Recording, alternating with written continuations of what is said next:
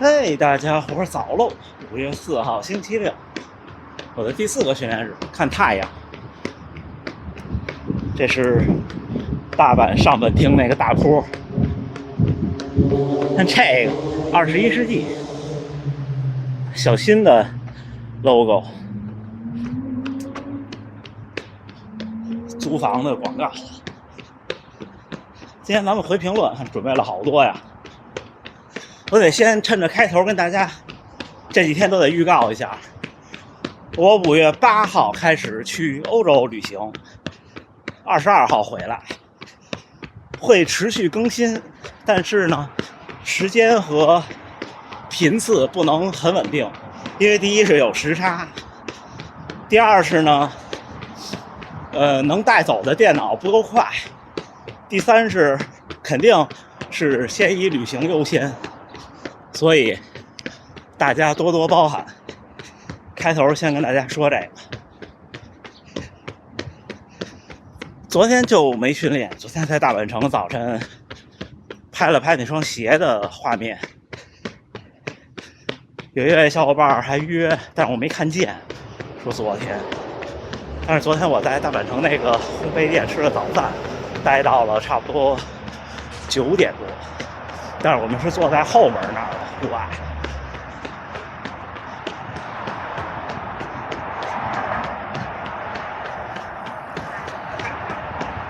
课上完了，一会儿咱们换个视角聊聊各位的评论，好吗？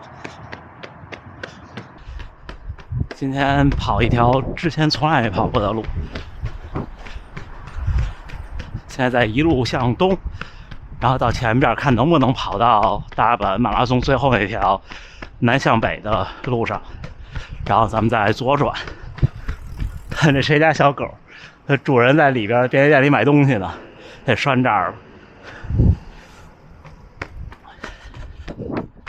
那咱们就开始聊聊各位的评论，没聊到也别着急，今天下午北京时间1点半还有直播。对，我不在这段时间会错过一次直播，但是有可能会在那边开，就随意的。这次带大家看看跑一跑布达佩斯，还有跑一跑马耳他海边，再跑跑意大利。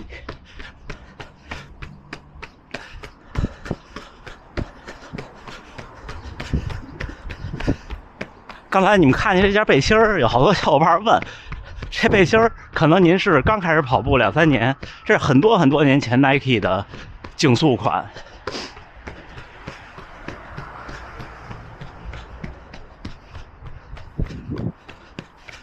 现在肯定是买不到了。这个好像是我忘了是和就是好多有孔洞的那一代之前还是之后1年的，我不记得了。然后胫骨内侧应力综合症怎么办？这真的没有什么好办法，它就是疲劳形成的伤痛。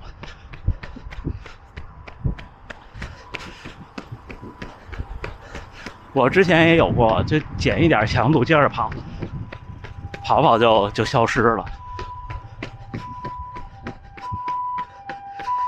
半马想从1小时26跑进1小时20，有没有什么建议？其实半马想跑进1小时20是有些难度的。你们看好多比赛要求的成绩，就直通或者怎么样，都是拿1小时20当一个门槛。我觉得啊，半马是这样，半马想跑进1小时20，得先学会吃苦。就为什么我总说要老跑那个行与不行的那种感觉，因为他就必须得卡在那儿。很多人就是精神力量不够强大。马拉松一方面练身体，一方面练心理。另外的就是得多做，就是阈值跑或者是间歇跑，把自己的上限拉高，然后呢坚持住上限下边一点点的配速就可以了。1小时20还是我的判断是成年男性啊，努力是可以达到的，就像说全程马拉松3小时一样。到什么时候就是个大门槛呢？我觉得能看见1小时15开头的话，就真的不是所有人努力都行的了。加油吧！日本跑步有什么要注意的？注意就是靠左行，跟国内是反着的。然后像这种路都是没有非机动车道的，就是跑这种人行路。一开始是有些不习惯，而且因为没有非机动车道，他们自行车也是在这种人行路上骑，所以要注意安全。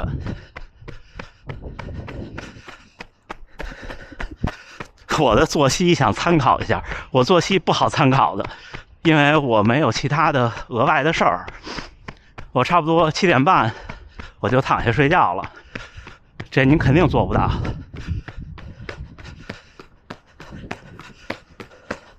然后我差不多夏天的时候3点半我就起来了。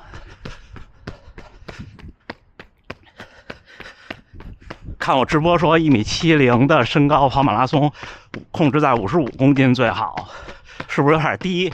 说 BMI 都19了，不低呀。您不能跟普通的健康来比，那普通的健康人是不能跑马拉松的。马拉松就得是，你要想追求极限的成绩，就得有极限的状态，对吧？我那时候比赛的时候能做到54公斤，甚至53公斤，现在不行了，年龄大了。而且恰巧国际上这些有名的运动员，无论是吉普乔格还是大破节，基本都是1.7米左右，体重基本上就是54到56公斤，这是他们公布出来的。下一个啊，练到什么程度可以开始练间歇？我觉得我只能就随便蒙着一说啊。我觉得如果您现在平均配速，就日常训练，您跑5公里，比方说在有点累的状态下，能够跑进5分30的平均配速，我觉得就可以考虑了。您不可能说像您看我跑间歇3分多的配速，您说您只能跑到4分30，那很正常啊。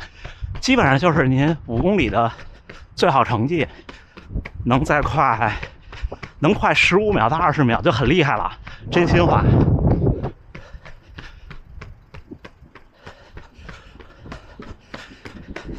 肯定是从慢到快的，对不对？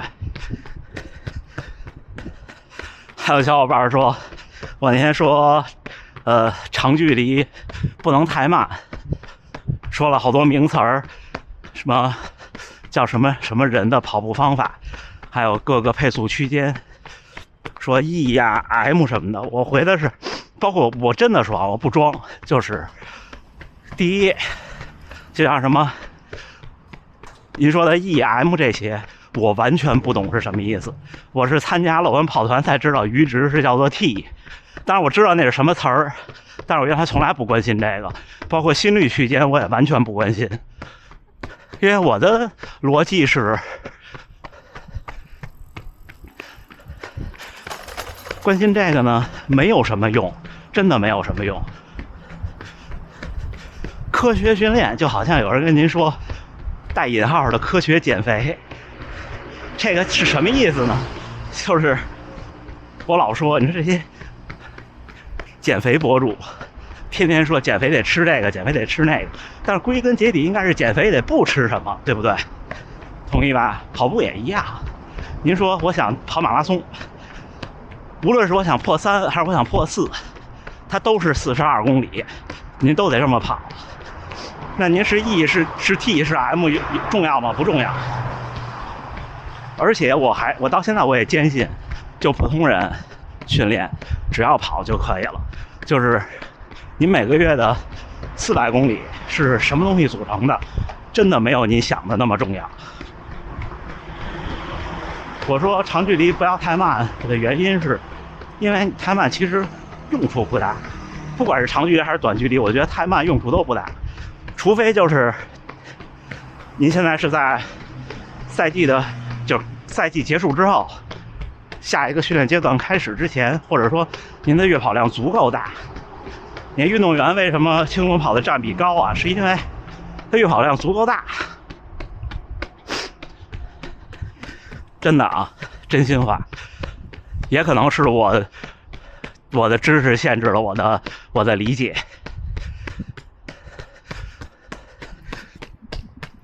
然后是看不清了啊，说汇率这么好，家属搞不搞代购？不搞，暂时不搞代购。就我俩都不擅长干这个。我知道就是在这边有这条件做这些是挣钱的，但是我有时候就劝自己差不多得了。他是就是生活还是得怎么说呢？反正我是一个不是太努力的人，在这些事儿上。不过就是国内朋友什么的想帮忙带点什么东西，这个都没问题。还有咨询我在东京订什么酒店的，我也不知道啊，就看哪个便宜订哪个。包括问我这儿有什么店，说实话我也不知道，真的。你看我在这儿住了1年多了，大阪城我也没进去过那个天守阁，然后通天阁我也没进去过。那好多您就来玩，第一次您就都去了。我加上这次在这儿1年多，我都来过日本10次了，我也没进去过。每个人性格不一样。脚磨泡有什么建议？那得看你哪儿磨，那就找鞋的原因呗。就并不是说鞋生产出来别人不磨就您就不磨，每个人的脚也不一样。就像我阿尔法Fly 2我就磨脚，而且磨得特别厉害。一般我认为只要您穿的是运动的袜子，跟袜子的关系都不大。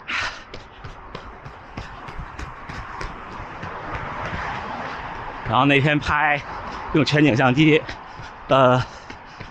小伙伴们褒贬不一。但是呢是这样啊，因为我看您是咱们频道的订阅观众，我多说一句，就是比方说您弄了个东西，我跟您来一句，我说弄这些花里胡哨的不好，或者弄这些花里胡哨的干什么？您听着是不是也挺刺耳的，对吧？那我不是想让它更好点吗？不是说您不许批评，而是说，咱们互相讨论。什么事儿呢？上来也别先。你看我为什么想试试全景相机？我的态度就是，人生就是各种体验，各种体验组成的，包括拍摄。没有这些尝试，也就不会有现在的节目，是不是？就像比赛我也拍摄一样，原来比赛我是肯定不会拍摄的。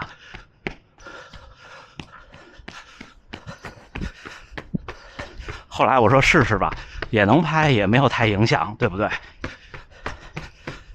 那个相机是，就是其实也跟剪辑有关系，就是你放大缩小的比例会有不一样的畸变，然后再加上有的时候和追踪也有关系。就是像我这种相机拍，其实它跟我的视线是一致的，而那相机如果我追踪到我自己的话，如果是用自动追踪，我会永远在屏幕中间，那周围的路就会晃，就会有那种跟我们生活长到这么大看到的经验不一样的东西出现在眼前，可能有的小伙伴就会晕。就像我玩第一人称游戏，我也晕，我晕3D。我多试试好吗？至于收音的问题，那个相机确实是有风噪，我没有配那个抗风噪的海绵，回头我再研究研究。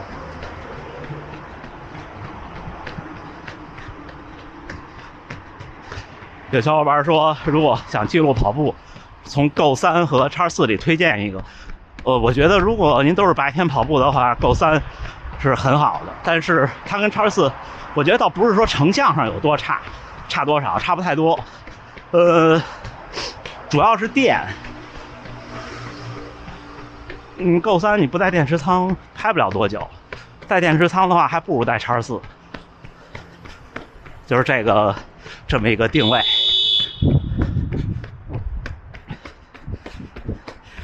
而且全景相机拍摄比赛这种有优势，因为它是全景拍，就是你晃啊，或者说歪一点啊都没事儿。像这种相机，就是你固定机位的话，你要是歪了，这画面就是歪了，就不可能再正回来了。日本比赛有没有 pacer？ 有啊，像东京马拉松的最快的 pacer 是好像是2小时45的。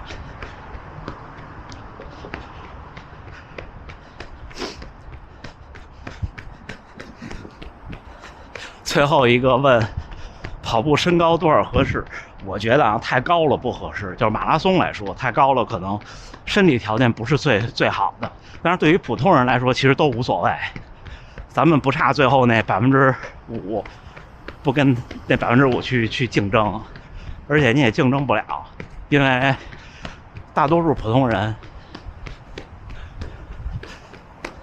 在马拉松赛场上，您的意志力是顶不住那5%的。就包括我比赛，我对自己的判断也是，我并没有跑出我自己的身体的最佳能力，因为你没有运动员的那个意志力。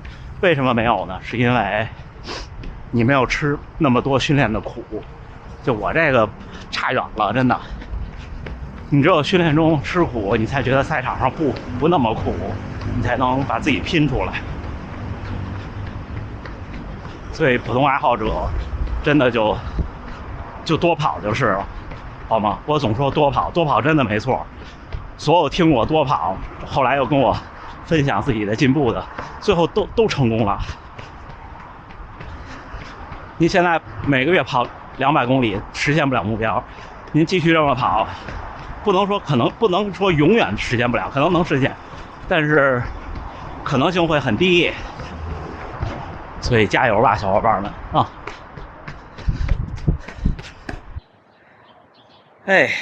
！5月4号星期六清晨7点10分，训练结束。今天是第4个训练日，回了评论，跑了20公里，平均配速4分56，平均心率142，最快的1公里3分46。为什么快呢？是因为有频道的小伙伴发评论说今天想在大阪城偶遇来玩，今天就回去了。然后我跟他说，我说我差不多6点20到6点40在那转盘附近能到。然后呢，我就开始跑着发现不对，有点远，赶不到了，我加速，快跑了大概有4公里，差不多都在3分50、3分40多。那小伙伴说月跑量200多，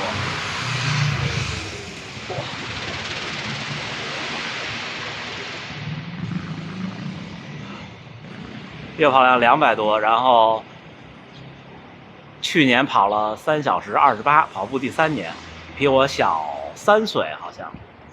我跟他说，他说想完成6大，想 BQ。